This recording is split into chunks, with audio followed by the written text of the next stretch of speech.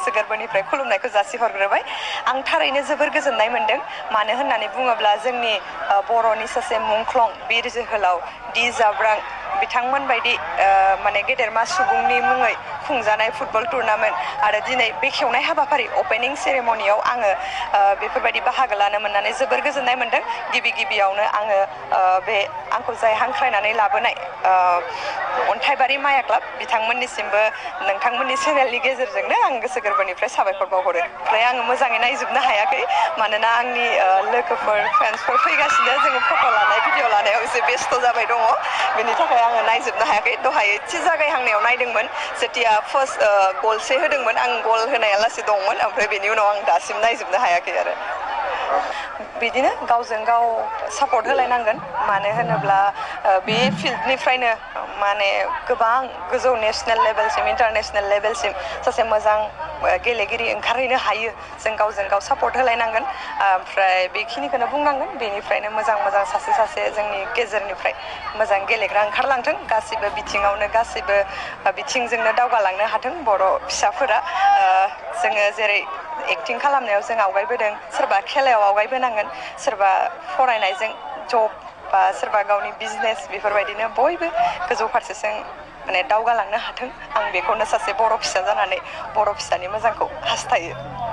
गुबुननिखौ आं मिथिया नाथाय आंनि मोनफ्रोमबो खामानियावनो आङो मोनफ्रोमबो प्रजेक्टआवनो आङो जेथिया स्टार्ट खालामदोंमोन आं अडिसन होनानैसो सिलेक्सन मोनदों आं अडिसन होनानैसो एक्टिं खालामनो फैदों आरो बेनि सिगाङाव आङो डान्स लायोमोन आङो कथकआव बिमिउस खालामबाय बेनि उनाव 2018आव आङो नासेगा सारा इण्डिया सिजन 2आव माने फाइनालिस्ट डान्सारमोन जों आसामनिफ्राय सानै सिलेक्सन मोनदोंमोन आङो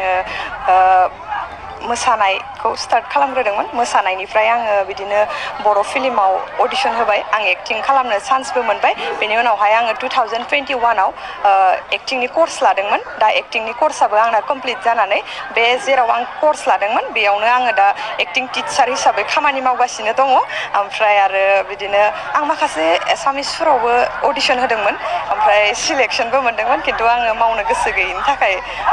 गोबां खोथा साननानै फावसायनानै थाफिनथ'दों बेनिफ्राय दा आं जेसेबां हायो एसेबां आंनि कर्सखौ गोजौ फारसे आङो थांबावगोन बेनि उनाव गाव जेथिया पारफेक्ट जायो अब्ला आङो गुबुन रावफोरावबो खालामनो नाजागोन दा आङो बर'आवनो खालामबाय थाथ'गोन आरो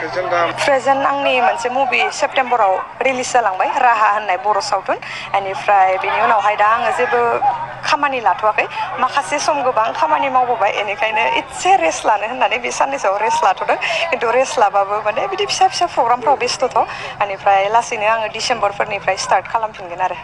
आंनि फिल्माथ' दिनैसिम मोनबा 6थासो जाबाय बेनिफ्राय एलबाम दं सर्ट मुभि दं आङो बांद्राय गोबाव एक्टिं खालामाखै 2019निफ्रायसो आङो स्टार्ट खालामदों 2020आ लासै आङो 19निफ्राय 20सिम मुभि खालामबाय बेनि उनावहाय 20निफ्रायथ' लकडाउनजोंनो दिना थांबाय 21आव आङो ग्रोबनो एक्टिं क्लासाव जइन जाबाय एक्टिं क्लास जोबखांनायनि उनावनो बेयावनो खामानि मावफिनगासिनो दङ आसामिस ड्रामाफोर आङो बर'ल' नङा आङो नेसनेल लेभेलफ्रावबो ड्रामाफोर खालामबोगासिनो आसामिस हिन्दी बेफोरबायदि ओमफ्राय नट अनलि आसामल' नङा आसामनि बाहेरफ्रावबो जों पारफरमेन्स खालामहैयो बेफोरबायदि खामानियावनो बेस्थ' जानायनि थाखाय मालाबा फिल्मनि प्रजेक्टफोरा लास्लाबनो हाया मानो होनोबा जोंनि बर'नि प्रजेक्टफोराथ' माने हथात फैयो ओमफ्राय आंना माखासे प्लेनिं थाखाजोबनायनि थाखाय खायसे खामानिफोरखौ आं केन्सेलबो खालामनो गोनां जादों आरो सावथुनखौ बुंनो थाङोब्ला आङो खालामनानै